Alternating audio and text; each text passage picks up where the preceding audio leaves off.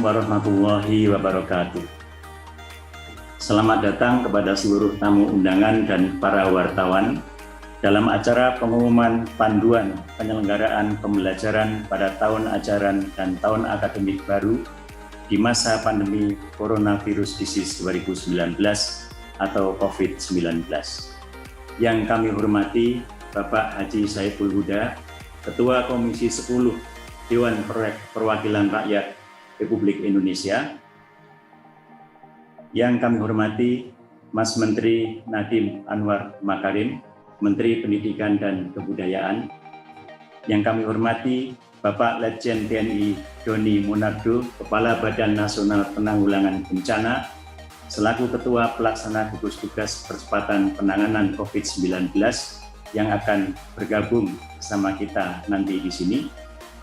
Yang kami hormati Bapak Letjen TNI Purnawirawan Dr.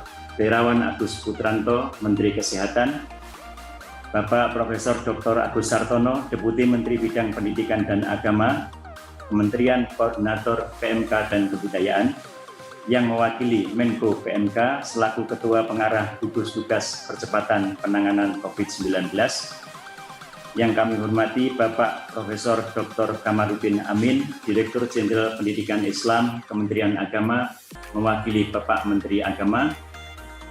Yang kami hormati Bapak Eko Subowo, Dirjen Bina Administrasi Kewilayahan Kemendagri, mewakili Bapak Mendagri. Para pimpinan dan anggota Komisi 10 DPR RI yang kami hormati. Juga para Eselon 1 dan Eselon 2, serta para wartawan dari berbagai media massa. Bapak Ibu yang kami hormati, kesehatan dan keselamatan peserta didik, guru, tenaga kependidikan, keluarga, serta masyarakat menjadi prinsip dan pertimbangan utama pemerintah dalam mengambil kebijakan di bidang pendidikan selama masa pandemi COVID-19. Bapak Presiden Joko Widodo menyampaikan arahan agar penerapan tatanan kebiasaan baru di sektor pendidikan perlu dipersiapkan dengan matang dan tanpa terburu-buru. Sesaat lagi, masing-masing pimpinan kementerian dan lembaga terkait akan menyampaikan informasi tentang kebijakan pemerintah di sektor pendidikan di masa pandemi COVID-19. Selanjutnya, untuk kesempatan pertama kami persilahkan Bapak Agus Sartono mewakili Bapak Menko PMK untuk menyampaikan sambutan dan arahan. Kami persilahkan. Assalamualaikum warahmatullahi wabarakatuh. Yang saya hormati Ketua Komisi 10 DPR RI, yang saya hormati Bapak Mendikbud, Bapak Menteri Kesehatan, Bapak Kepala BNPB, Bapak Mendagri yang kami diwakili Pak Dirjen, kemudian Menteri Agama yang diwakili oleh Dirjen Pendis, dan seluruh peserta webinar yang saya hormati. Pertama-tama saya menyampaikan salam hangat dari Bapak Menko PMK, Bapak Profesor Dr. Muhadjir Effendi. Sore hari ini tidak bisa hadir bergabung dalam acara yang baik ini dan menugaskan saya untuk menyampaikan beberapa hal sebagai berikut.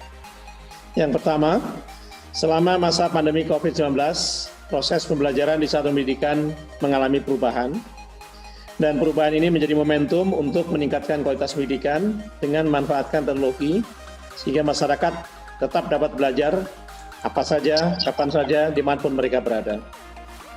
Pemerintah telah memutuskan bahwa tahun ajaran baru 2020-2021 tetap dimulai pada bulan Juli 2020. Meskipun kegiatan tatap muka sebentar lagi akan sama-sama kita dengarkan kapan akan dimulainya. Dalam rangka memberikan rasa aman kepada masyarakat berkenaan dengan pembukaan satuan pendidikan untuk pembelajaran tatap muka, telah disusun draft surat keputusan bersama Menteri Kesehatan, Menteri Pendidikan dan Kebudayaan, Menteri Agama dan Menteri Dalam Negeri sebagai panduan bagi pelaksana pendidikan di daerah. SKB ini merupakan panduan penyelenggaraan pembelajaran tahun ajaran baru di masa pandemi COVID-19 bagi satuan pendidikan formal dari jenjang pendidikan tinggi sampai dengan pendidikan asia dini, pendidikan non formal, dan ada beberapa teknis terkait dengan pendidikan tinggi pesantren dan pendidikan keagamaan akan diatur lebih lanjut bersama Mendikbud dan Menak. SKB ini merupakan wujud sinergi kebijakan dari berbagai sektor dan urusan pemerintahan. Panduan ini menjadi acuan pemerintah daerah dalam mengatur satuan pendidikan untuk melaksanakan pembelajaran tatap muka berdasarkan protokol kesehatan.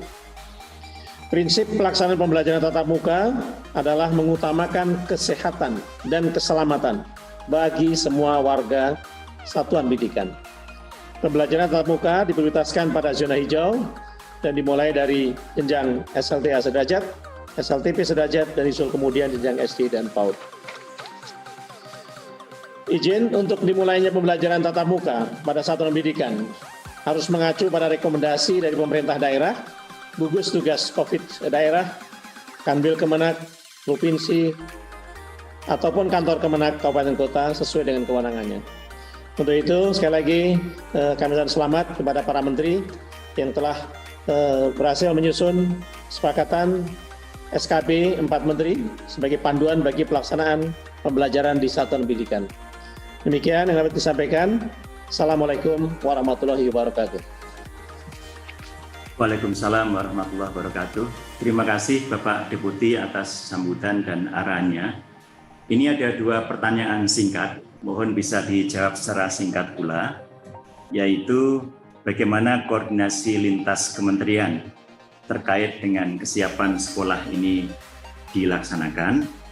Kemudian juga bagaimana dalam era ini keefektifan proses belajar mengajar itu bisa diukur. Silakan Pak Deputi untuk menjelaskan secara singkat saja. Terima kasih. Baik, terima kasih.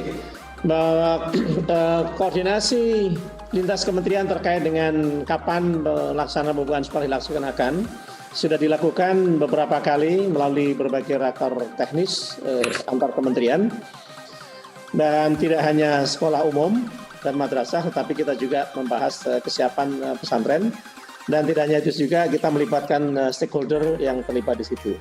Jadi koordinasi dilakukan secara kontinu ya, dan tentu saja di DPR juga ini melibatkan Komisi 10 yang saat ini hadir, Ketua Komisi 10, dan dalam waktu yang lain nanti Kementerian Agama akan koordinasi dengan Komisi 8 RI. Kemudian pertanyaan yang kedua boleh ditayangkan, Brian?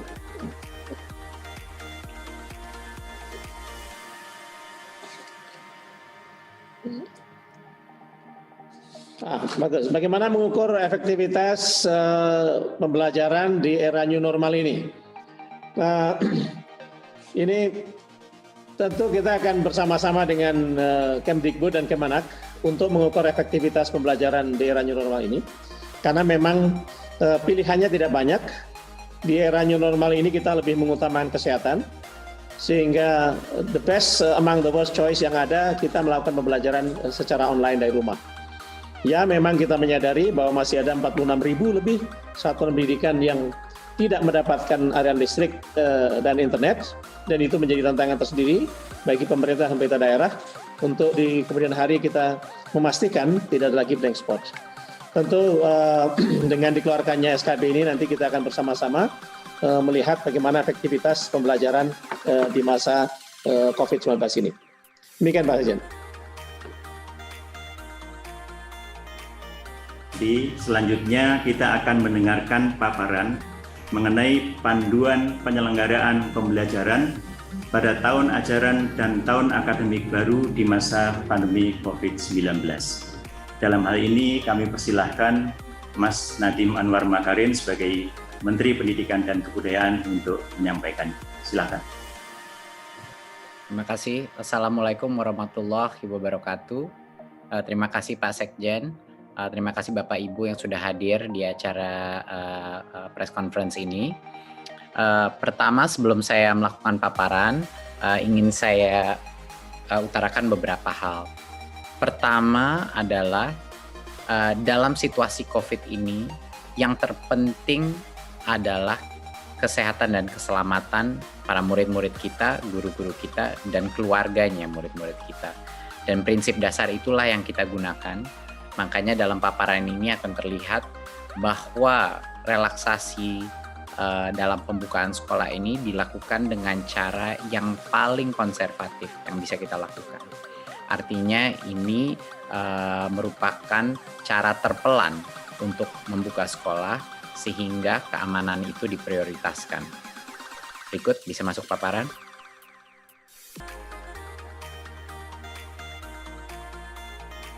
Ya, terima kasih. Berikutnya.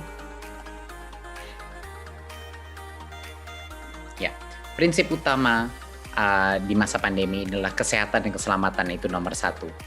Memang banyak yang dikorbankan dengan adanya sekolah ini belajar dari rumah. Banyak yang mungkin tidak kualitas pembelajaran ada yang dikorbankan, dan juga kualitas daripada semua pembelajaran daring pun tidak semuanya sama dan banyak sekali yang mengalami kesulitan. Tetapi di masa pandemi ini di mana kita masih dalam krisis COVID-19, Kemendikbud mengambil sikap bahwa kesehatan dan keselamatan adalah yang utama. Dan itu akan terlihat dengan strategi kita ke depannya.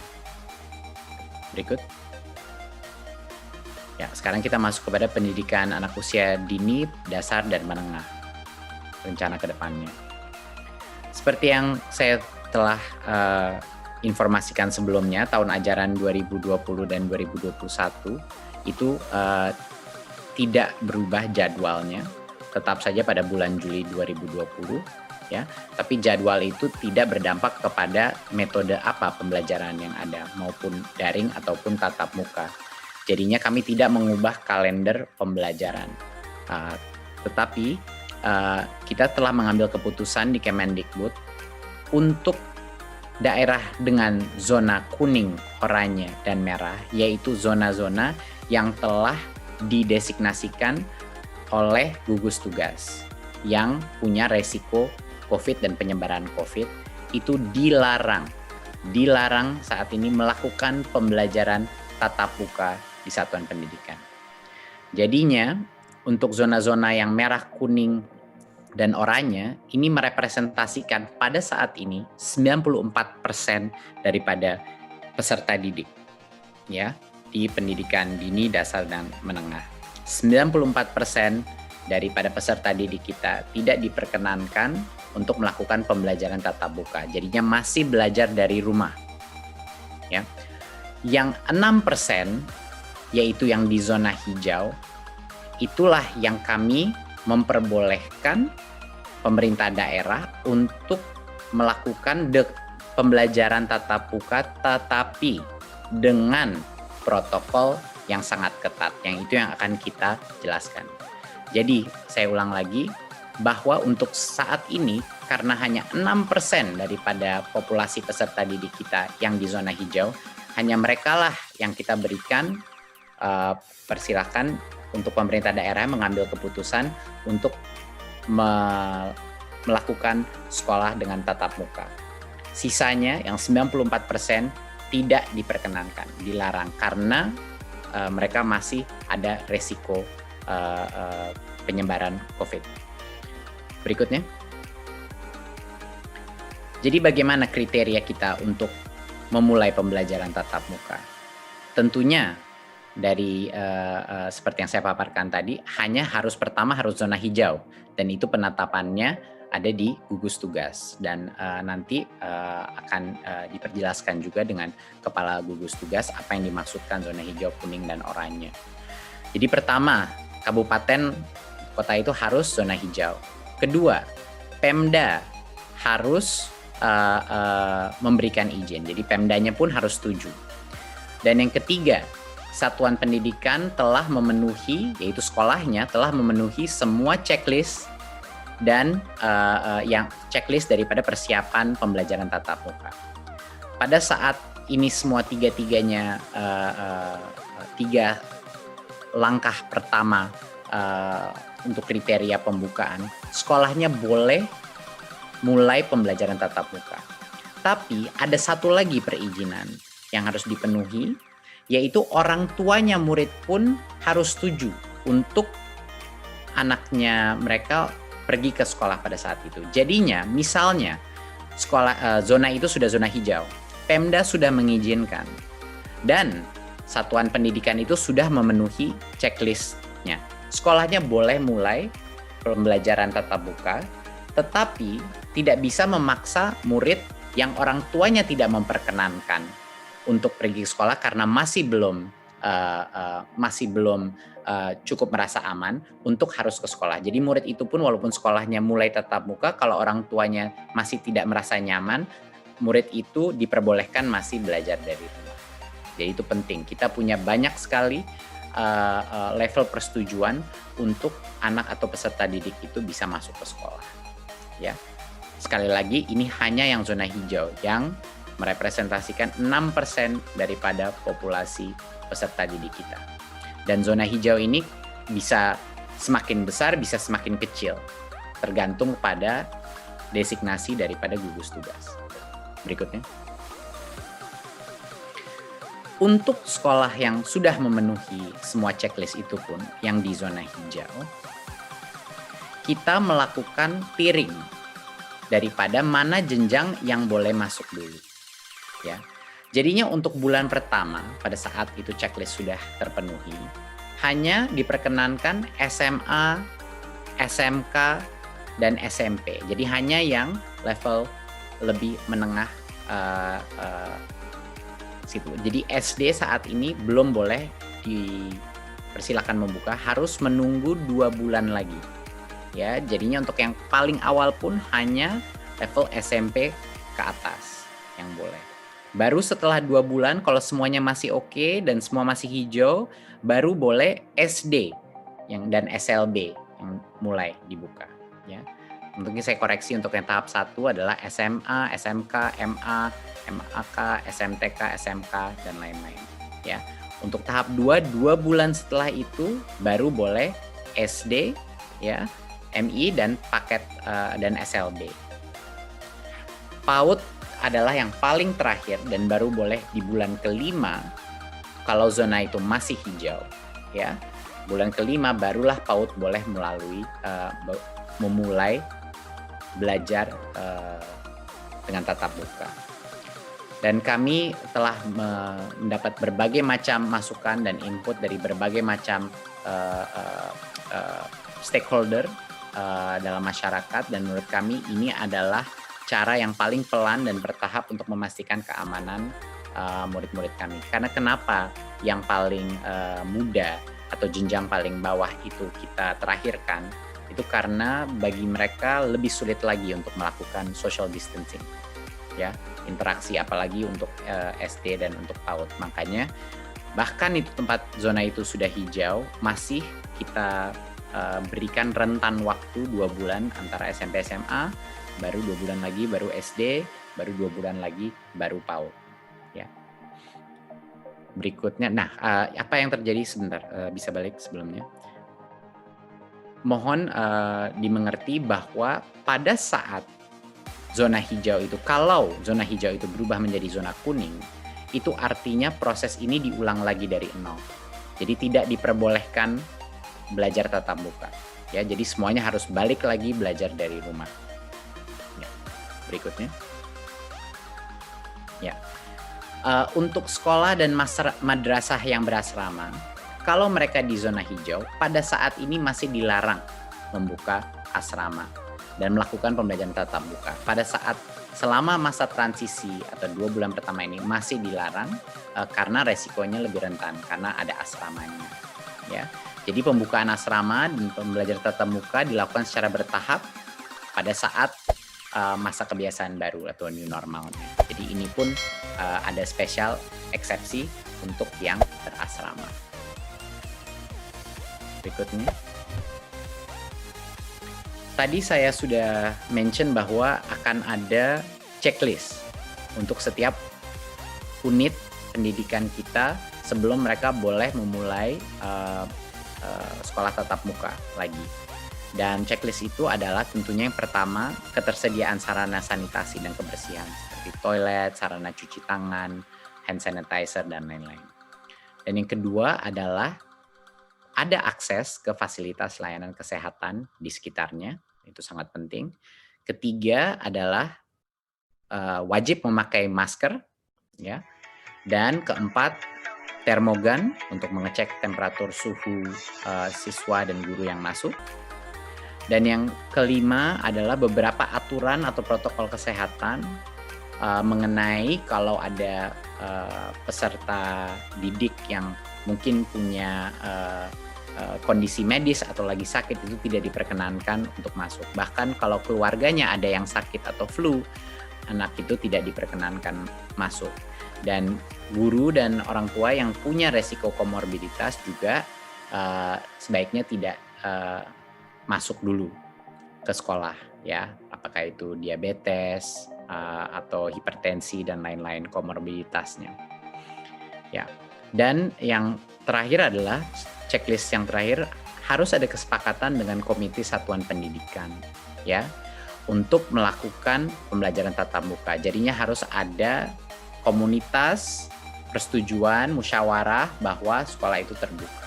Dan itu akan kita masukkan sebagai bagian dari checklist ini. Jadinya banyak sekali checklistnya untuk bisa memulai pembelajaran tatap muka. Protokol ini sesuai dengan protokol kesehatan yang kami dapatkan dari Kemenkes, dan kami bekerja sama dengan Kemenkes untuk memastikan protokol kesehatan ini sudah align atau dengan arah yang sama dengan standar Kementerian Kesehatan.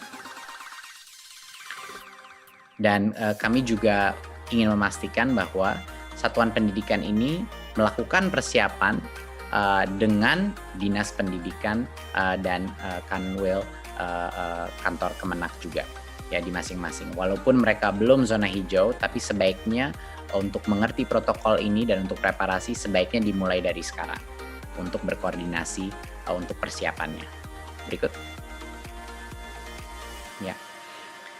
Jadi salah satu hal yang terpenting tadi kita sudah mention mengenai masa transisi. Jadinya pada saat itu sekolah, misalnya di bulan Juli di zona yang hijau di satu kabupaten ingin memulai, dia sudah semua checklist sudah terpenuhi dan dia memulai pembelajaran tatap muka. Tapi tidak bisa normal dulu. Selama 2 bulan pertama dia buka, ada berbagai macam restriksi yang kita akan lakukan. Yang terpenting adalah dalam kondisi kelasnya. Yang tadinya peserta didik rata-rata itu 28-30 anak per kelas, untuk 2 bulan pertama maksimal 18 peserta didik per kelas. Ini untuk pendidikan dasar dan menengah, ya. Jadinya sekitar kapasitasnya setengah atau 50%, sekitar 50% daripada kapasitas normal. Jadi secara otomatis sekolah ini yang melalui masa transisi ini harus melakukan proses shifting, ya, harus ada shifting. Dan kami memberikan kebebasan bagi unit pendidikan untuk menentukan seperti apa mau shiftingnya, per harian, per mingguan, angkatan kelas atau apa. Tapi dipastikan bahwa hanya boleh maksimal di dalam kelas 18 peserta didik untuk pendidikan dasar dan menengah. Dan untuk SLB jaga jarak minimum 1,5 meter. Itu 1,5 meter adalah suatu social distancing aturan untuk semua jenjangnya, ya. Tapi untuk SLB maksimal 5 peserta didik per kelas. Dan PAUD jaga jarak 3 meter dan maksimal 5 peserta didik per kelas. Itu pun pada saat kalau PAUD kan masih sampai tercepat pun baru 5 bulan dari sekarang di zona yang hijau. Dan jadwal pembelajarannya seperti yang saya sudah bilang tadi, itu ditentukan oleh masing-masing satuan pendidikan sesuai dengan situasi dan kebutuhannya. Ya, jadi walaupun masuk sekolah kapasitas pun dibagi, ya, jadi sekitar 50% kapasitas yang diperbolehkan masuk. Dan ini selama 2 bulan pertama. Ya, baru setelah 2 bulan masih hijau, tidak ada masalah, sudah benar-benar mengenal protokol yang baru boleh new normal, di mana lebih banyak peserta yang boleh masuk sekolah. Berikutnya, oke.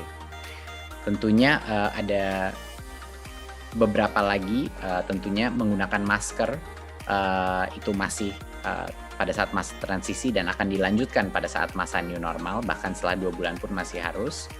Dan juga kondisi-kondisi selain seperti komorbiditas dan kriteria kesehatan, protokol kesehatan dari Kemenkes semuanya harus dijaga. Berikutnya. Berikut. Ya. Pada saat masa transisi ini, semua aktivitas di mana anak-anak itu bercampur, berinteraksi antara kelas, itu tidak diperbolehkan. Jadi selama masa transisi ini, hanya boleh masuk ke kelas langsung pulang. Jadinya aktivitas seperti kantin, di mana anak-anak dari berbagai macam kelas berkumpul, itu tidak diperkenankan selama 2 bulan pertama. Juga kegiatan olahraga dan ekstrakurikuler itu belum diperbolehkan selama masa transisi. Ya, dan aktivitas-aktivitas lain, kegiatan belajar mengajar seperti KBM itu belum diperbolehkan pada saat masa transisi. Jadi esensinya adalah prinsipnya apapun aktivitas-aktivitas yang perkumpulan sifatnya atau yang mencampur antara satu kelas dan kelas lain itu belum diperbolehkan dalam masa transisi ini. Berikut. Ya. Jadi selama masa COVID ini, kami di Kemendikbud ini adalah suatu kebijakan yang telah kita keluarkan sebelumnya, tapi ini sekedar mengingatkan bahwa kami sudah membuka seluruh dana BOS untuk semua kebutuhan protokol kesehatan seperti cairan, sabun pembersih, pembasmi kuman, dan lain-lain. Dan untuk pembelajaran jarak jauh pun juga bisa dipergunakan untuk beli kuota, paket data, baik buat guru maupun peserta didik. Dari sisi pembayaran honor pun yang sebelumnya ada berbagai macam restriksi, ya, kami telah merelaksasi penggunaan honor dari BOS juga untuk menggunakan pembayaran guru honorer yang tercatat di Dapodik, ya, yang tadinya butuh NUPTK sekarang tidak butuh NUPTK untuk menerima karena dalam kondisi krisis ini harus diberikan fleksibilitas karena kesejahteraan guru terutama di situasi di mana ekonomi ini sangat menurun, ini sangat penting, ya. Dan juga yang tadinya ada batas 50% daripada dana BOS bisa digunakan untuk pembayaran honor, ketentuan itu pada saat masa COVID ini kita lepas. Jadinya boleh lebih dari 50% untuk dibayar untuk honor karena situasi ekonomi juga. Berikutnya.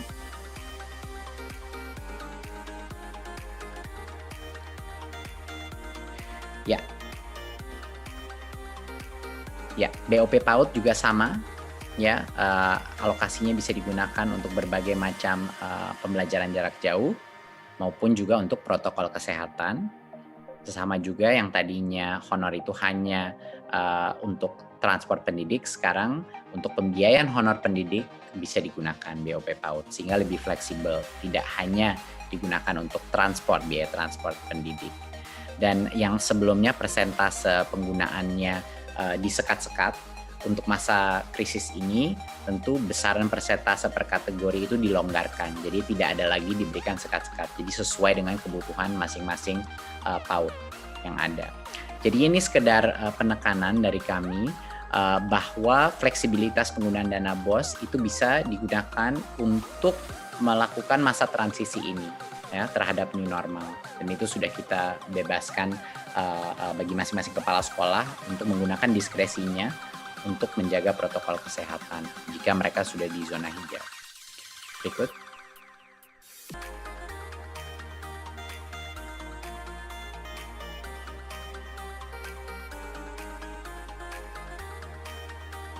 Oke. Sedikit mengenai pendidikan tinggi. Berikut. Ya. Tahun akademik pendidikan tinggi tetap dimulai bulan Agustus 2020, ya.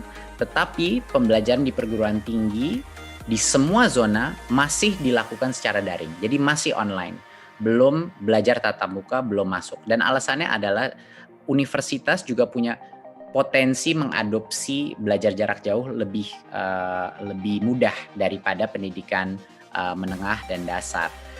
Jadinya untuk saat ini karena keselamatan adalah yang nomor satu, saat ini semua perguruan tinggi masih melakukan secara online sampai kalau ke depannya mungkin kebijakan yang berubah, tapi untuk saat ini belum berubah. Jadi masih melakukan secara daring, ya. Jadi itu adalah keputusan dari Kemendikbud pada saat ini.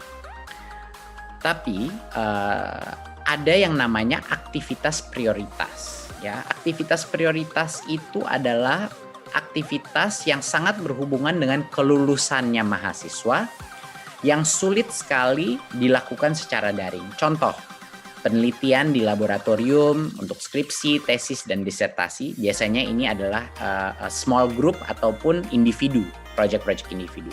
Dan seperti tugas laboratorium, praktikum, studio, bengkel, dan hal-hal seperti ini yang butuh mesin, butuh peralatan, dan lain-lain.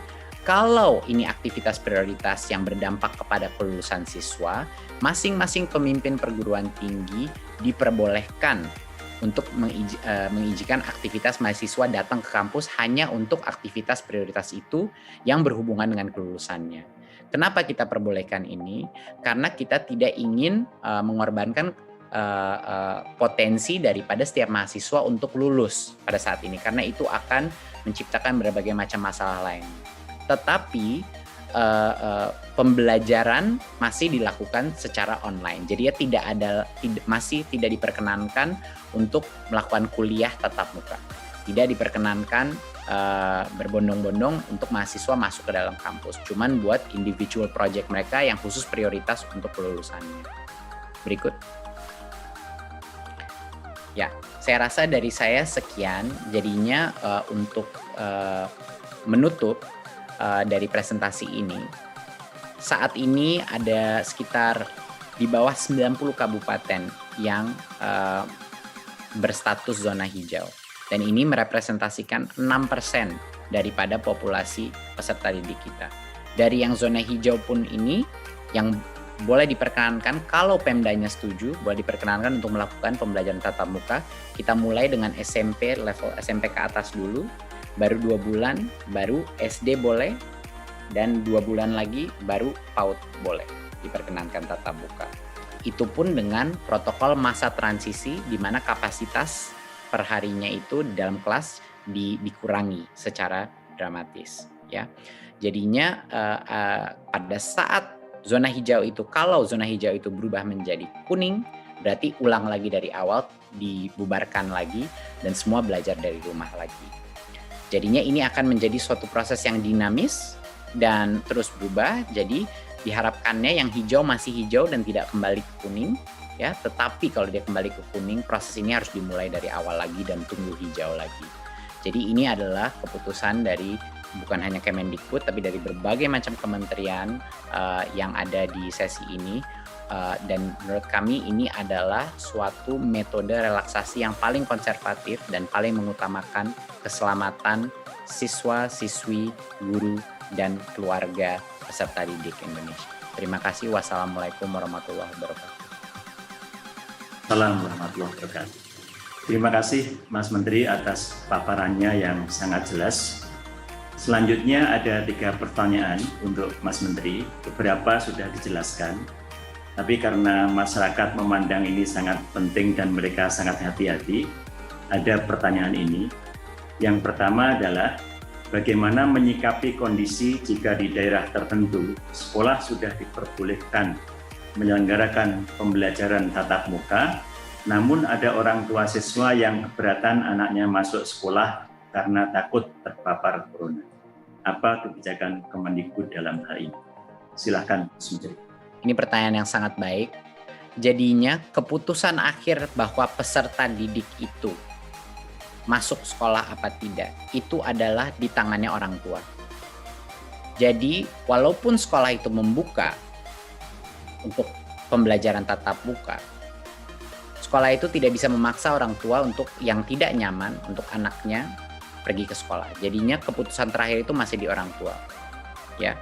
Untuk sekolahnya membuka, keputusannya ada di kepala sekolah, di Pemda, dan kepala sekolahnya pun harus melakukan musyawarah dengan komite sekolah. Tapi setelah itu boleh sekolahnya melakukan tatap muka. Tetapi masing-masing orang tua masih punya hak untuk menentukan apakah anaknya diperkenankan untuk pergi ke sekolah. Jadinya untuk sekolah yang terbuka pun kalau orang tua yang tidak nyaman, anak itu diperbolehkan untuk belajar dari rumah.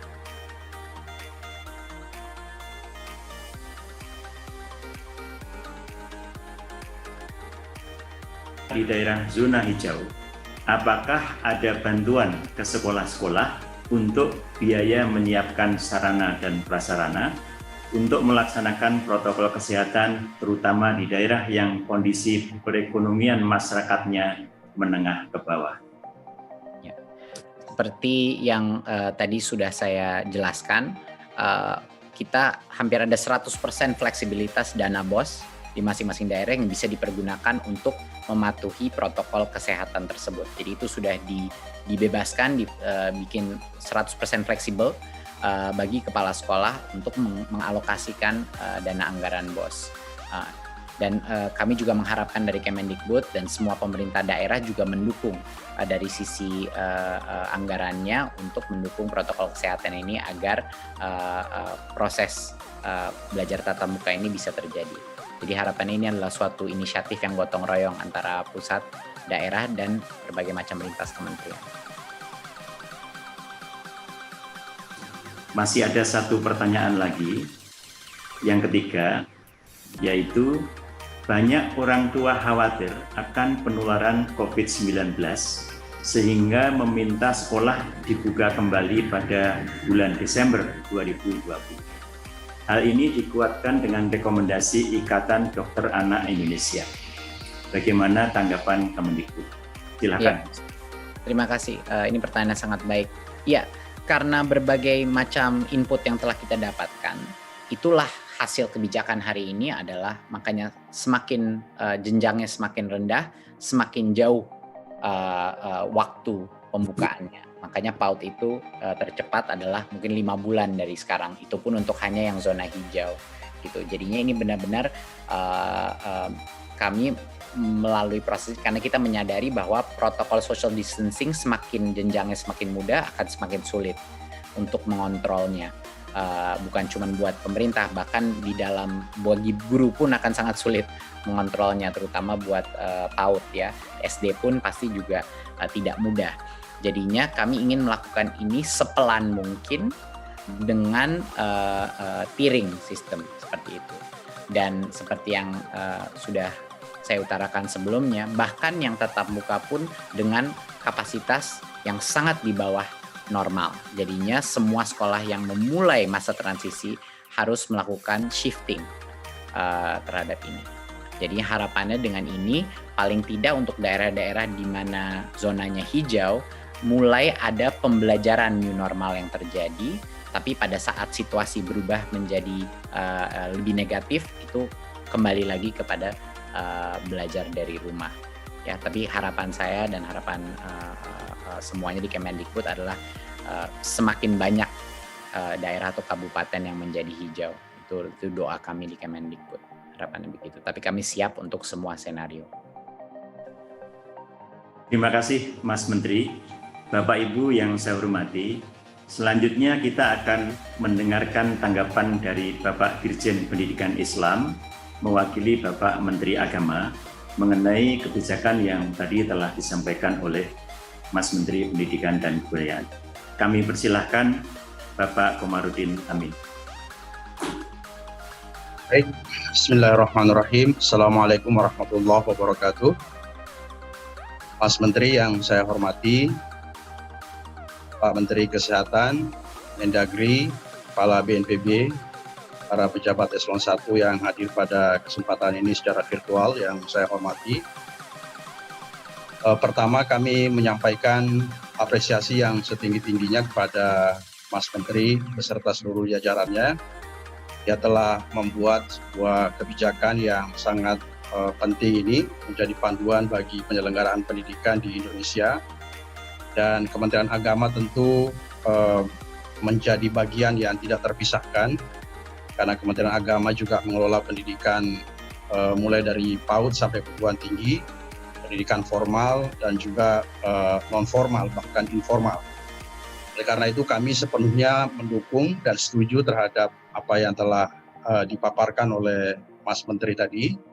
terkait dengan pendidikan madrasah khususnya, karena karakter pendidikan madrasah dan sekolah saya kira sama saja, tidak ada perbedaannya. Oleh karena itu kebijakan untuk pendidikan madrasah sama dengan kebijakan sekolah, karena ini juga hasil rumusan bersama, hasil diskusi panjang yang juga sangat intensif antara kita bersama, antara Kementerian Dikbud dan juga Kementerian Agama. Oleh karena itu kami fully support terhadap kebijakan ini. Namun demikian terkait dengan pendidikan di luar madrasah dan sekolah, kita masih memiliki pendidikan pesantren dan juga pendidikan keagamaan yang nanti secara khusus akan disampaikan oleh Menteri Agama, mudah-mudahan 1-2 hari ke depan, yang mungkin tidak persis sama, tetapi kira-kira intinya kurang lebih sama, ingin menjaga atau mengutamakan kesehatan dan keamanan para siswa. Karena itu, terima kasih sekali lagi, salam hormat dari Menteri Agama kepada Mas Menteri dan kepada seluruh jajarannya, dan juga Pak Prof. Agus Sartono, Deputi PMK, atas kerjasama, atas kerja keras yang telah menghasilkan sesuatu yang sangat penting untuk menjadi panduan kita bersama. Sekali lagi Pak Sekjen, terima kasih. Insya Allah mudah-mudahan ini kebijakan yang tepat dan bermanfaat untuk pendidikan Indonesia di masa pandemi. Terima kasih. Assalamualaikum warahmatullahi wabarakatuh.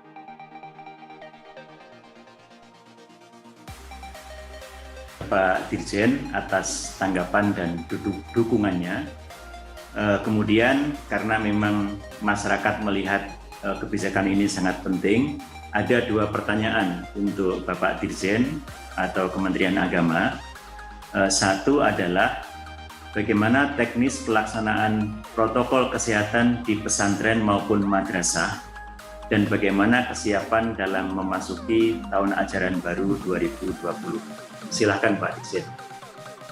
Ya, terkait dengan pesantren, sekali lagi saya sampaikan bahwa akan disampaikan secara resmi oleh Bapak Menteri Agama 1-2 hari ke depan, insya Allah. Dan sebelumnya saya kira saya perlu menyampaikan bahwa pesantren kita memang ada yang memulangkan santrinya dan ada yang tidak memulangkan santrinya, yang berada di pondok pesantren yang jumlahnya juga sangat signifikan, sehingga mereka tentu tetap melaksanakan pembelajaran sekarang ini, tetapi protokol kesehatan harus dilaksanakan. Oleh karena itu kami tetap melaksanakan pendidikan di pesantren bagi mereka yang sudah berada di pesantren dan tidak memulangkan santrinya. Terkait dengan pendidikan madrasah, saya kira sama persis dengan apa yang tadi disampaikan, dipaparkan oleh Pak Menteri, bahwa protokol kesehatan harus menjadi prioritas utama kita, dan juga harus mendapat dukungan dari Pemda tentunya, dari gugus COVID. Ya tentu filosofinya saya kira adalah agar Pemda, gugus COVID juga menjadi bagian yang turut mengawasi, turut mengontrol, dan turut bersama-sama, termasuk Kementerian Kesehatan juga tentu kita harapkan dukungannya bukan hanya secara moral, tapi juga bisa membantu mengontrol, mengawasi pelaksanaan protokol kesehatan di lembaga pendidikan seperti madrasah. Jika seandainya madrasah menjalankan atau menyelenggarakan pendidikan yang berada di zona hijau, seperti yang disampaikan oleh Pak Menteri tadi. Demikian Pak Sekjen.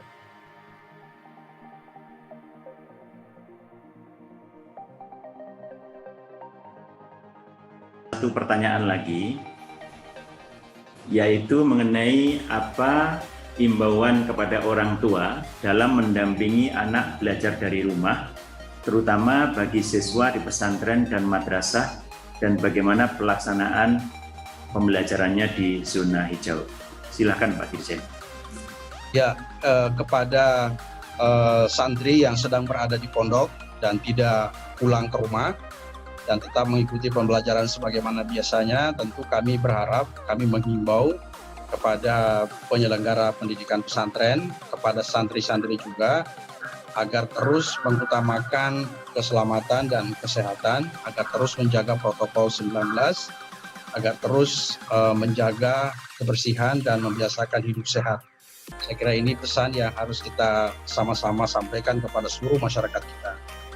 Kepada santri-santri dan kepada siswa-siswi madrasah dan pondok pesantren yang sedang berada di rumah, ya kami menghimbau agar orang tua berpartisipasi, terlibat engage dalam membina, mengarahkan anak-anak kita. Meskipun misalnya tidak bisa semaksimal ketika sedang berada di sekolah atau di madrasah, tetapi pembinaan akhlak, pembinaan karakter, hubungan komunikasi dengan orang tua, saya kira hal yang harus harus utamakan, harus terus dilanjutkan, dikerjakan oleh orang tua agar keberadaan anak-anak kita di rumah tidak mengurangi akumulasi intelektualitasnya dan juga terutama pembinaan akhlaknya, pembinaan moralnya, sehingga keberadaannya insya Allah tetap bermanfaat dan juga tetap berkontribusi untuk membangun, membina atau mendidik anak-anak kita di rumah. Terima kasih Pak Sekjen. Terima kasih Bapak Dirjen.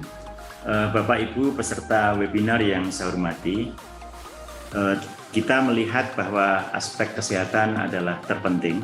Oleh karena itu berikutnya kita akan mendengarkan penjelasan dan arahan dari Bapak Menteri Kesehatan. Dan untuk itu kami persilahkan Bapak Menteri Kesehatan, Bapak Agus Putranto untuk menyampaikan penjelasannya.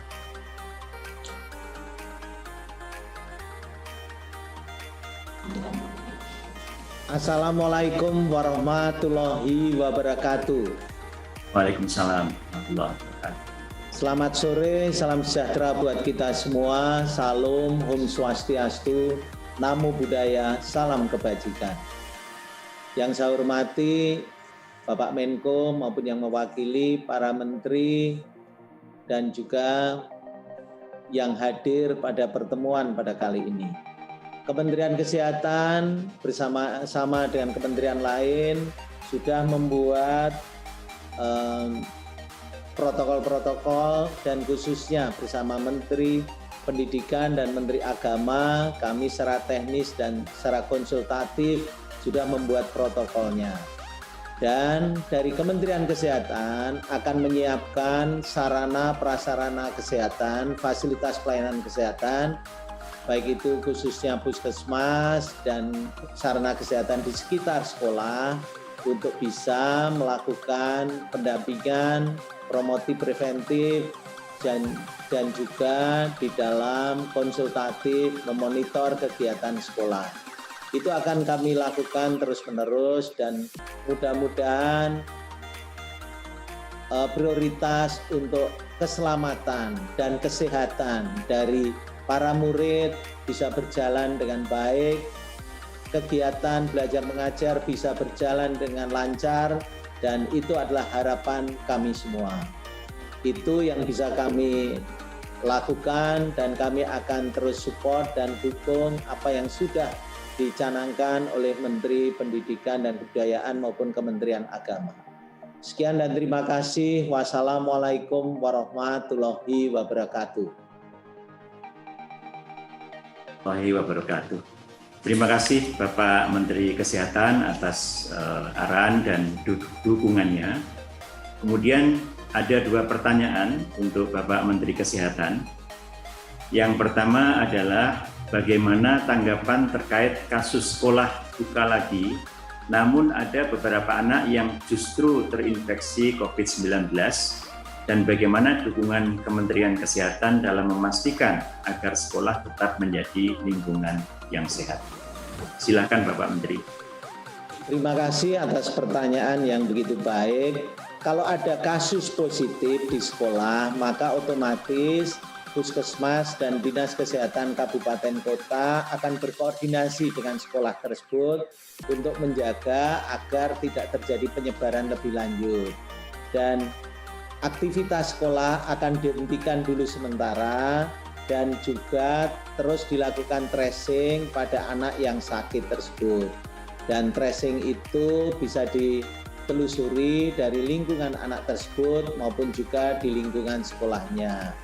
Dan untuk sekolah nanti di kemudian hari dibuka atau tidak, nanti mengikuti prosedur tatanan tata kelola yang sudah ditetapkan oleh tadi Menteri Pendidikan dan Kebudayaan. Kami akan terus memantau sehingga sekolah itu betul-betul menjadi hijau, tidak ada kasus lagi, dan bisa dibuka sehingga berjalannya pendidikan bisa lancar. Namun keselamatan dan kesehatan para murid menjadi prioritas utama kami. Terima kasih. Terima kasih Bapak Menteri Kesehatan. Ini masih ada satu pertanyaan lagi, yaitu jika sekolah dibuka di daerah zona hijau, apakah ada bantuan dari Kementerian Kesehatan ke sekolah-sekolah dalam melaksanakan protokol kesehatan? Silakan. Kami di dalam dukungan terhadap protokol kesehatan jelas melalui fasilitas pelayanan kesehatan di sekitar sekolah yang kami surati dan kami himbau atau kami perintahkan untuk bisa melakukan pendampingan terhadap sekolah-sekolah yang buka, melakukan promotif dan preventif sehingga kegiatan belajar mengajar di sekolah tersebut dipastikan berlangsung dengan aman, lancar, sehat, dan selamat. Itu yang bisa kami lakukan. Terima kasih.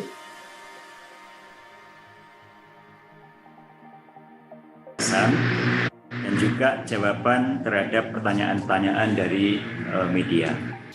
Bapak Ibu yang saya hormati, selanjutnya kita akan mendengarkan penjelasan dan tanggapan dari Menteri Dalam Negeri yang dalam hal ini akan diwakili oleh Bapak Dirjen Administrasi Kewilayahan Kementerian Dalam Negeri. Untuk itu saya persilahkan Bapak Eko Subowo. Silakan Bapak Dirjen. Baik, terima kasih. Assalamualaikum warahmatullahi wabarakatuh. Waalaikumsalam. Yang kami hormati Bapak Menko atau yang diwakili, yang kami hormati Bapak Mendikbud, Bapak Menteri Kesehatan, Kemenak, serta Bapak Ibu sekalian yang berkenan bergabung di acara ini dan yang memonitor lewat live streaming. Pertama-tama kami menyambut baik atas diterbitkannya surat keputusan bersama oleh Menteri Pendidikan dan Kebudayaan, Menteri Agama, Menteri Kesehatan, dan Menteri Dalam Negeri terkait dengan panduan penyelenggaraan pembelajaran pendidikan pada tahun ajaran dan tahun akademik baru di masa pandemi COVID-19. Kami mengapresiasi dari hasil pekerjaan yang kami tahu dikerjakan dengan Spartan dan kerja keras dari semua pihak. Kemudian Bapak Ibu sekalian yang kami hormati, kami perlu menyampaikan bahwa pemberlakuan daripada pedoman ini sangat bergantung kepada kondisi dan kriteria di tiap zona yang ditentukan. Saat ini zona yang diperkenalkan adalah memang zona hijau untuk dimulai pelaksanaan pemberlakuan pedoman ini. Namun demikian, dalam setiap zona pada hakikatnya ketentuan umum atau protokol umum yang harus dilakukan adalah pakai masker, jaga jarak, dan cuci tangan. Penetapan zona hijau sebagai awal untuk dimulainya pelaksanaan pembelajaran pendidikan tentu bukan merupakan patokan yang bersifat stagnan karena warna zona sangat ditentukan oleh perkembangan kepada angka-angka statistik, angka-angka yang dihitung yang akan memberi pedoman kepada warna tertentu. Warna pada setiap zona akan mudah sekali berubah-ubah tergantung kepada angka-angka yang berhasil dihitung. Oleh karenanya kami meminta kepada pemerintah daerah untuk terus memonitor, mengevaluasi perubahan dari indikator-indikator yang menyebabkan warna menjadi berubah. Oleh karenanya nanti di dalam pelaksanaannya kita akan mendapati perubahan warna yang seketika. Oleh karenanya perubahan warna yang seketika ini sudah barang tentu akan diikuti dengan pemberlakuan protokol selanjutnya. Oleh karenanya tentu harus selalu pelaksana pendidikan terus berkoordinasi dengan gugus tugas setempat, memperhatikan angka-angka evaluasi di setiap minggu, tiap 2 minggu atau periode tertentu, sehingga proses belajar mengajar di zona hijau yang awal ini akan dijalankan dapat terus dijalankan dengan berkoordinasi yang ketat. Dalam hal ini kolaborasi dari semua pihak yang terlibat dalam proses pembelajaran ini menjadi kata-kata penting yang untuk diperhatikan. Bapak Ibu sekalian yang saya hormati, pendekatan daerah nanti akan sangat spesifik. Walaupun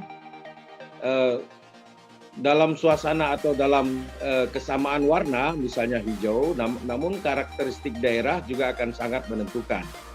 Sebagai contoh, daerah urban, daerah rural atau daerah pedesaan, kepulauan, dan sebagainya, ini tentu perbedaan-perbedaan yang harus diidentifikasi oleh tiap-tiap daerah, yang kemudian nanti akan diperlakukan secara spesifik berdasarkan karakteristik daerah-daerah di mana pendidikan itu akan dijalankan. Pendekatan yang sesuai dengan karakteristik ini juga akan menentukan kesuksesan daripada pelaksanaan yang penyelenggaraan pendidikan yang akan dijalankan. Oleh karenanya, pemerintah daerah sudah waktunya untuk melakukan simulasi-simulasi pada setiap tahapan pendidikan, karena tiap zona tadi yang dijelaskan oleh Menkes ada 2 bulan, tentu cukup bagi Pemda memiliki waktu untuk melakukan simulasi-simulasi, sehingga dengan simulasi yang kita lakukan, maka protokol-protokol yang disiapkan ini dapat berjalan dengan lancar.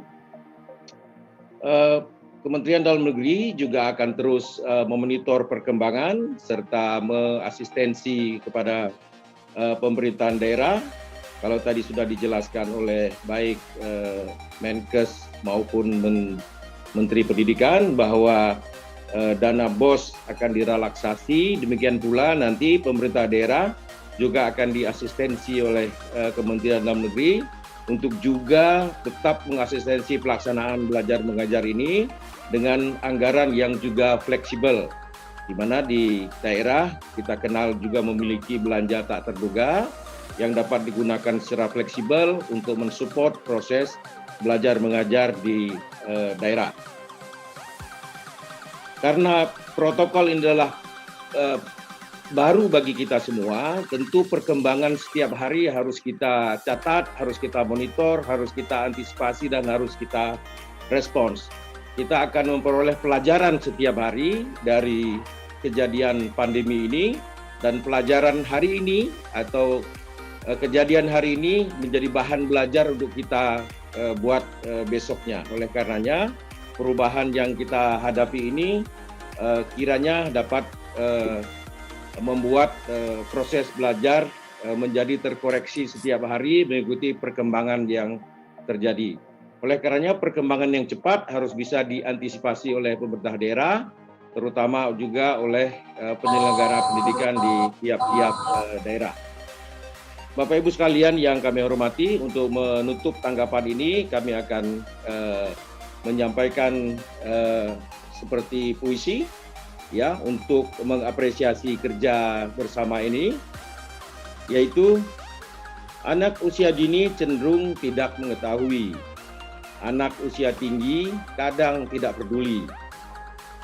Sosialisasi menjadi kata kunci.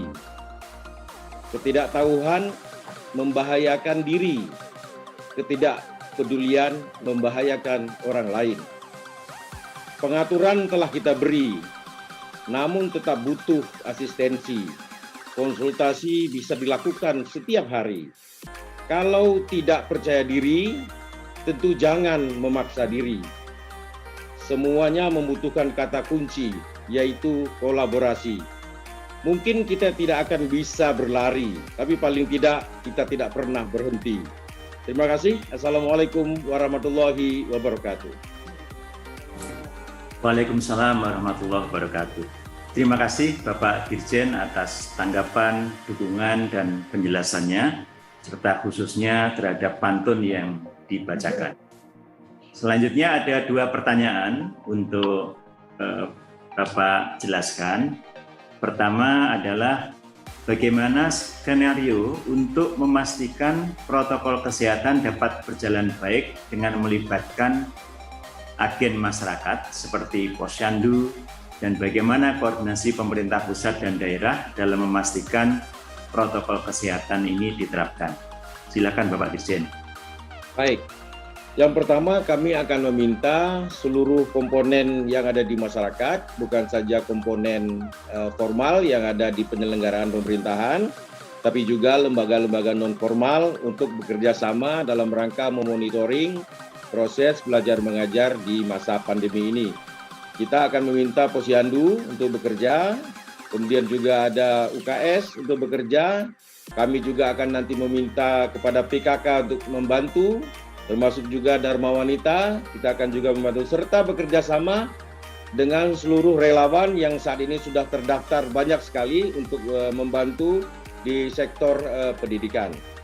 Untuk penegakannya juga kami nanti akan memerintahkan kepada Satuan Polisi Pamung Praja untuk terus memberikan penegakan hukum serta sektor-sektor lain yang memungkinkan membantu dalam proses belajar ini. Kami akan membuka hotline di Kementerian Dalam Negeri untuk menjawab soal-soal yang akan dikemukakan oleh pemerintahan daerah, sehingga soal-soal yang ada di pemerintahan daerah ini tidak tersimpan lama, tapi langsung mendapat respon yang cepat sehingga pembelajaran menjadi tidak terganggu. Kira-kira demikian. Terima kasih Bapak Dirjen.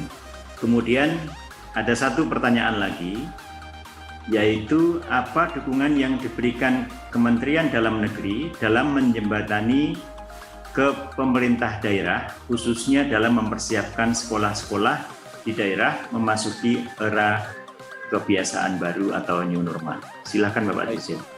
Ya, di samping surat atau keputusan bersama ini menjadi pegangan yang utama, kami nanti juga akan mengeluarkan beberapa petunjuk teknis yang sekiranya diperlukan oleh pemerintahan daerah untuk memperlancar pelaksanaan bagi beberapa ketentuan yang dirasa belum cukup. Namun jika dirasa cukup, nanti kami akan membantu mengasistensi pelaksanaannya. Di samping itu juga, kami akan menggelontorkan kira-kira 2.000-an video yang merupakan protokol kesehatan yang telah dihimpun oleh Kementerian Dalam Negeri melalui lomba inovasi kegiatan adaptasi dengan tatanan baru, di mana sudah terkumpul 2.000-an video, dan ribuan video ini menjadi alat belajar yang efektif. Daripada membaca pedoman yang cukup tebal barangkali untuk beberapa pihak, menonton video 1-2 menit barangkali akan memberikan gambaran bagaimana tatanan baru ini kita laksanakan dan apa yang harus kita jalankan dan apa juga yang harus kita hindarkan. Mudah-mudahan ribuan video yang nanti akan kita gelontorkan ini dapat membantu memberikan pemahaman yang cukup bagi masyarakat sehingga proses kehidupan baru dalam tatanan baru ini dapat berlancar dengan lancar dan kita terhindar dari mara bahaya. Terima kasih. Bapak Dirjen atas jawaban-jawaban, kemudian juga paparan serta dukungannya. Mohon maaf tadi ada sedikit mengenai nama, jadi terima kasih Pak Dr. Safrizal ZA atas paparan dan dukungan dari Kementerian Dalam Negeri. Bapak Ibu peserta webinar yang saya hormati, selanjutnya kita akan mendengarkan paparan dari Bapak Kepala BNPB selaku Ketua Pelaksana Gugus Tugas Percepatan Penanganan COVID-19. Untuk itu kami persilahkan Bapak Letjen Doni Munardo. Kami persilahkan. Terima kasih Pak Sesjen. Assalamualaikum warahmatullahi wabarakatuh. Waalaikumsalam warahmatullahi wabarakatuh. Dan salam sejahtera untuk kita semuanya. Menjelang maghrib, kami langsung saja yang saya hormati Pak Menteri Pendidikan dan Kebudayaan, Bapak Menteri Kesehatan, Pak Sesjen, dan yang mewakili kementerian dan lembaga. Tadi sudah sangat panjang lebar dan sangat detail yang disampaikan oleh Bapak Menteri Nadiem Makarim. Dan menurut kami dari gugus tugas, langkah-langkah yang telah disiapkan oleh Kementerian Pendidikan dan Kebudayaan adalah sebuah langkah yang selama ini memang menjadi penekanan Bapak Presiden Jokowi, yaitu harus penuh kehati-hatian. Dan semuanya harus diperhitungkan dengan seksama, dengan kematangan yang sangat komprehensif, sehingga kita bisa mengantisipasi segala risiko yang mungkin akan ditimbulkan. Kami pada dasarnya sudah sangat sependapat dengan langkah-langkah yang telah disusun oleh Kementerian Pendidikan dan Kebudayaan. Dan tentunya ini tidak bisa kerja secara satu dua kelembagaan, tetapi butuh kerjasama dengan semua komponen baik pusat maupun daerah. Oleh karenanya, gugus tugas bersama dengan Kementerian Kesehatan akan senantiasa memberikan informasi baik kepada pemerintah provinsi, kabupaten, kota, termasuk juga dengan kementerian lembaga yang lain, sehingga perkembangan-perkembangan yang terjadi di daerah akan senantiasa bisa kita pantau. Nah, tadi sudah disampaikan oleh Bapak Safrizal dari Kementerian Dalam Negeri tentang aturan dalam menilai atau memberikan kriteria warna. Ya, jadi ada 3 bidang yang harus kita nilai dan ini sudah menjadi persyaratan dari WHO dan juga sudah disetujui oleh perwakilan dari seluruh provinsi, terutama dari Dinas Kesehatan Provinsi, termasuk juga dari pakar epidemiologi, dari perguruan tinggi, dari pengamat, dan khususnya dari Kementerian Kesehatan, yaitu harus memenuhi dasar-dasar epidemiologi, kemudian juga memenuhi data surveillance kesehatan masyarakat, dan juga tentunya sistem pelayanan kesehatan. Ada 15 kriteria yang ini bisa dilihat sendiri oleh Bapak Ibu sekalian, yang tetap menjadi acuan dari gugus tugas, yang mana dalam hal ini dihitung, dievaluasi, dianalisa oleh tim pakar yang dipimpin oleh Profesor Wiku Adhisa Smito. Bagi Bapak Ibu sekalian yang mungkin masih memerlukan informasi terkait dengan data-data ini, bisa setiap saat menghubungi Profesor Wiku Adhisa Smito bersama timnya. Kemudian 15 kriteria ini nantinya akan ditemukan angkanya, sehingga tiap-tiap angka ini akan mencerminkan warnanya. Ya, kalau risikonya tinggi, berarti angkanya rendah. Artinya apa? Tidak atau belum memenuhinya semua persyaratan yang diharapkan, baik oleh WHO maupun dari Kementerian Kesehatan. Kemudian ada zona risiko sedang yang warnanya orange. Ya, kemudian zona risiko rendah warnanya kuning, dan zona tidak terdampak. Nah, bisa saja warna ini mengalami perubahan setiap saat, tergantung dari perkembangan dan dinamika yang terjadi. Untuk zona hijau, sejauh ini kita katakan tidak ada dampak. Termasuk ada yang zona kuning yang risiko rendah, kemudian karena kerja keras dari seluruh komponen, baik pemerintah kabupaten kota maupun tokoh-tokoh masyarakat, ulama, budayawan, dan juga termasuk kalangan pelajar, sehingga yang tadinya risikonya rendah atau warna kuning bisa tidak ada dampak, tidak ada kasus positif, tidak ada angka kematian, kemudian kesiapan pelayanan kesehatan semakin meningkat, sehingga bisa kembali ke zona hijau. Tetapi demikian juga sebaliknya, yang saat sekarang statusnya zona hijau, tetapi tidak hati-hati dalam kegiatan menjaga atau memperhatikan protokol kesehatan, tidak memperhatikan tentang menggunakan masker, tidak memperhatikan tentang jaga jarak, dan juga kurang memperhatikan masalah kebersihan, tidak cuci tangan, dan sebagainya. Ini bisa jadi dari hijau berubah menjadi kuning. Oleh karenanya, Bapak Ibu sekalian, gugus tugas akan selalu memberikan informasi kepada semua pihak, sehingga sistem pendidikan di negara kita tetap terjamin keamanannya. Kita tidak ingin ada anak-anak kita yang mengalami risiko terpapar karena kekurang hati-hatian dari kita semuanya. Oleh karena sekali lagi, komitmen kita adalah membuka pendidikan, memulai kegiatan tatap muka di tempat yang paling aman, yaitu daerah yang tidak ada dampaknya. Adapun yang tadi telah disampaikan oleh Bapak Menteri Pendidikan dan Kebudayaan, tidak mungkin dilakukan program tatap muka pada wilayah yang punya risiko, walaupun risikonya itu rendah. Ya. Kemudian kita lihat warna hijau, sekarang ini ada 92 kabupaten kota, tetapi data ini adalah data pada tanggal 7 Juni yang lalu. Nah, kami akan segera mengumumkan setelah data-data lebih lengkap lagi, dan bisa saja jumlah yang 92 ini akan berkurang menjadi lebih kecil lagi. Kiranya demikian yang dapat kami sampaikan, dan mari kita semuanya bersemangat, kita bertekad, pendidikan tetap kita mulai pada tahun ajaran baru yang telah ditentukan oleh pemerintah, oleh Kementerian Pendidikan dan Kebudayaan. Kita doakan anak-anak kita semuanya tetap bisa belajar dengan tenang, baik di rumah maupun di bangku sekolah, terutama di daerah yang hijau, dan tetap selamat. Indonesia menjadi lebih profesional dalam pendidikan, lebih maju, dan bangsa kita menjadi bangsa yang lebih cerdas dan dapat meningkatkan kualitas pendidikan pada waktu yang akan datang. Demikian, wassalamualaikum warahmatullahi wabarakatuh. Waalaikumsalam warahmatullahi wabarakatuh.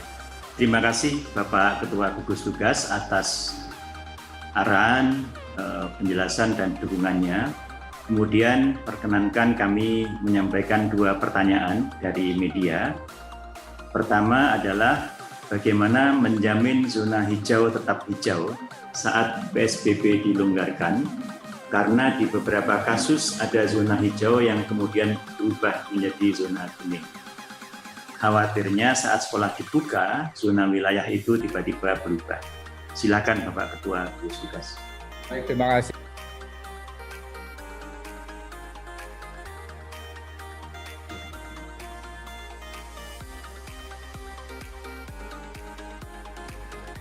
Ya. Dan ini perlu kita berikan apresiasi. Mudah-mudahan jumlah 92 ini tidak berkurang menjadi lebih rendah lagi. Ini bukan kerja 1-2 pihak, tetapi ini kerja bersama, gotong royong. Selama seluruh masyarakat bisa meningkatkan disiplin untuk taat kepada protokol kesehatan, maka zona hijau akan tetap bertahan. Tetapi manakala upaya-upaya untuk meningkatkan disiplin mengalami pengendoran, bisa jadi zona hijau berubah menjadi zona kuning. Sekali lagi, Pak Sekjen, potensi untuk kembali ke zona dari kuning ke hijau pun bukanlah pekerjaan yang mudah. Oleh karenanya, kerja keras, kemudian kerjasama sangat penting. Kunci dari keberhasilan untuk mempertahankan zona hijau adalah yang pertama disiplin kepada protokol kesehatan, yang kedua disiplin kepada protokol kesehatan, dan yang ketiga disiplin kepada protokol kesehatan. Demikian Pak Sekjen.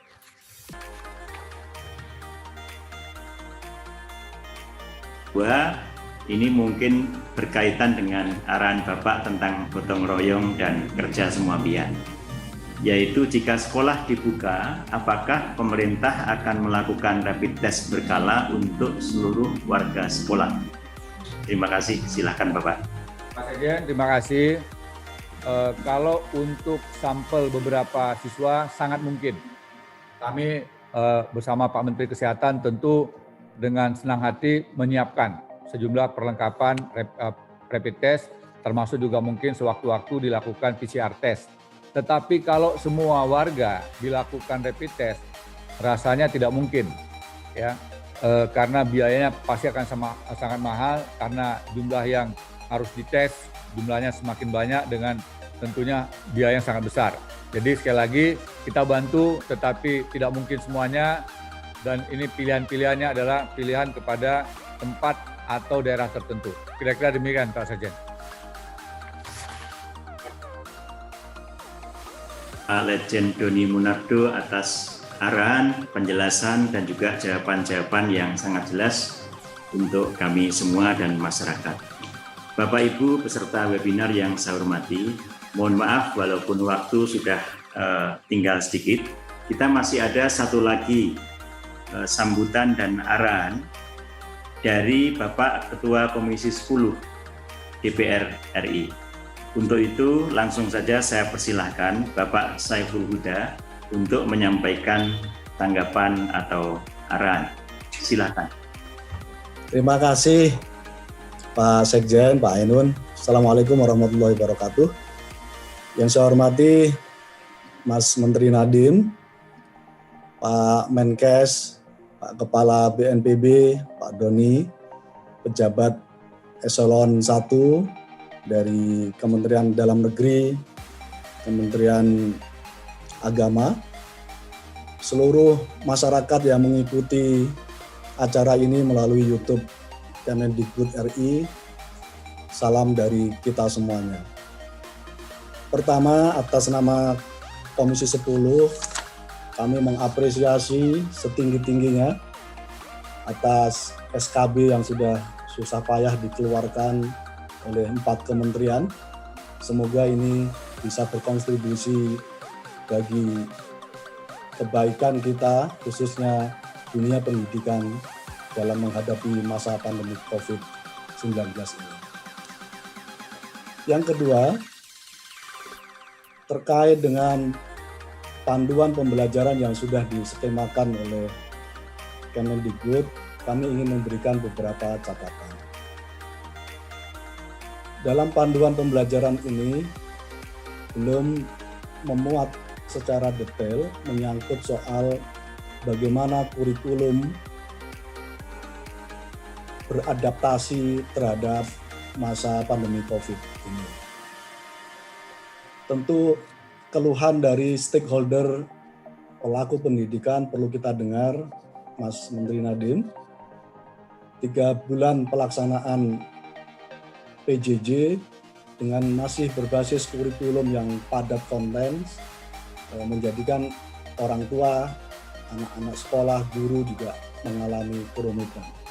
Karena itu kami mendorong atas nama Komisi 10 DPR RI supaya dalam panduan pembelajaran masa pandemi COVID-19 ini dirumuskan ulang terkait dengan perbaikan kurikulum era pandemi COVID yang adaptif terhadap situasi terutama pembelajaran jarak jauh. Catatan yang ketiga yang ingin kami sampaikan, yang kedua, mohon maaf, menyangkut soal kami mohon dipastikan oleh Kemendikbud penambahan kuota PIP dan KIP kuliah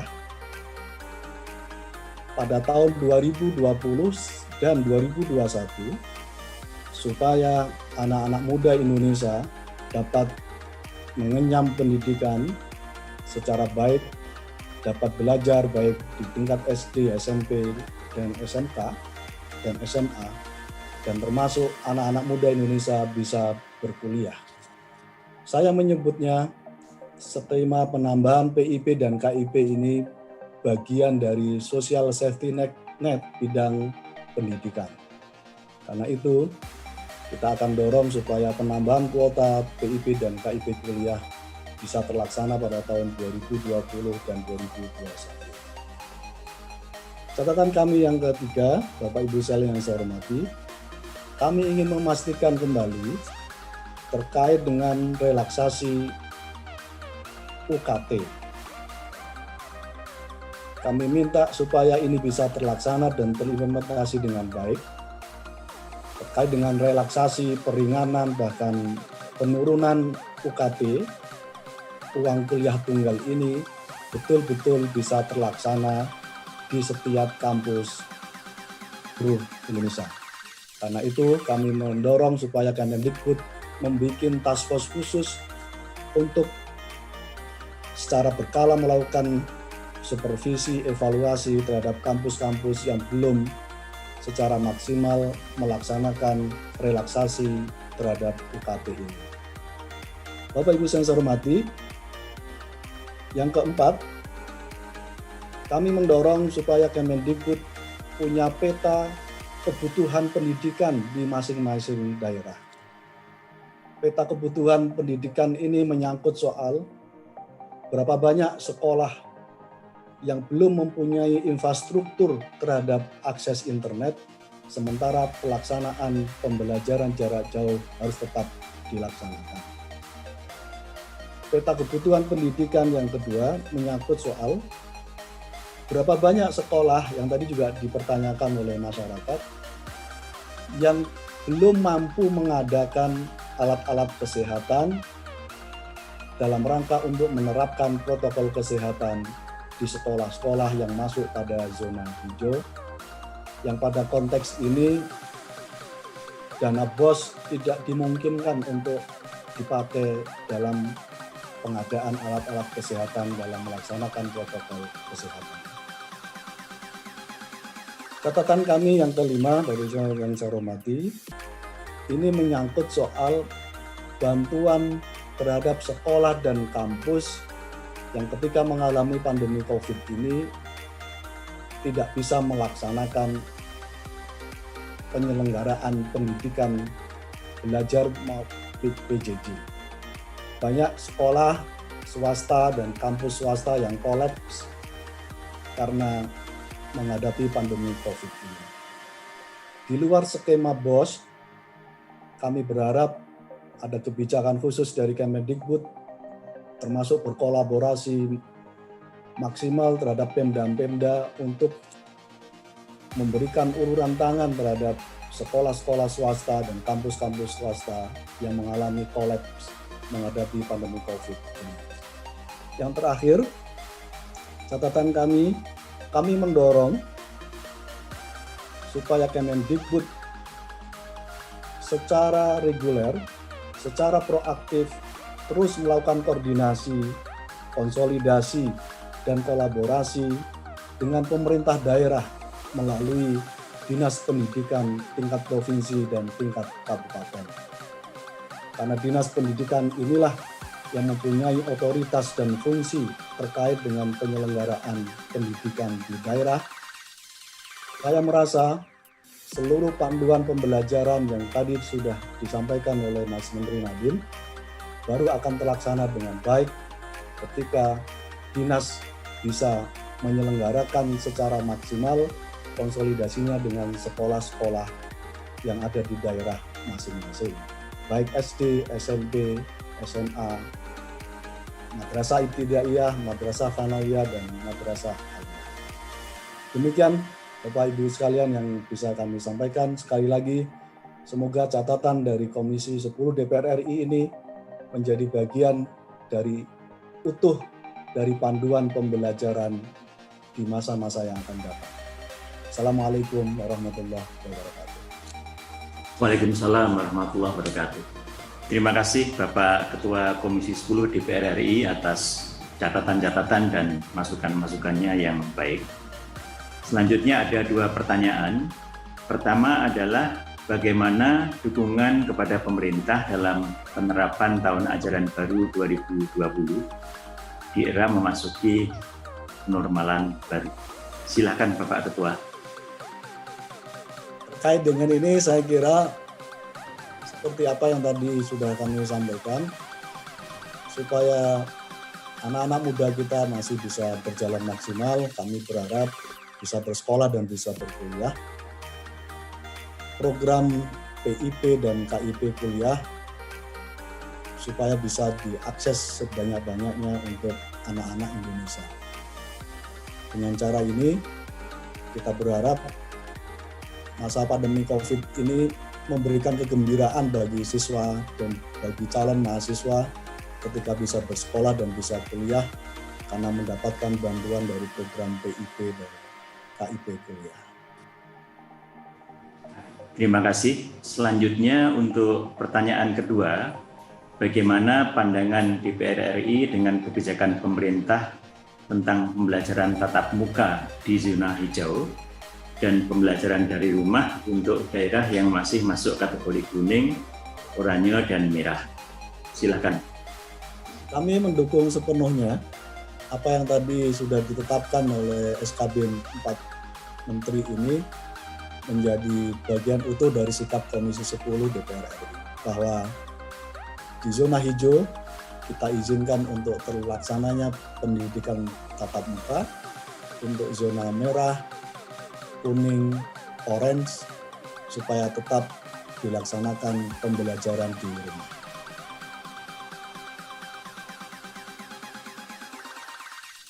Pak Saiful Huda atas masukan-masukannya dan juga jawaban-jawaban terhadap pertanyaan dari masyarakat. Bapak-bapak dan ibu-ibu peserta webinar yang saya hormati, dengan demikian kita telah menyelesaikan semua acara.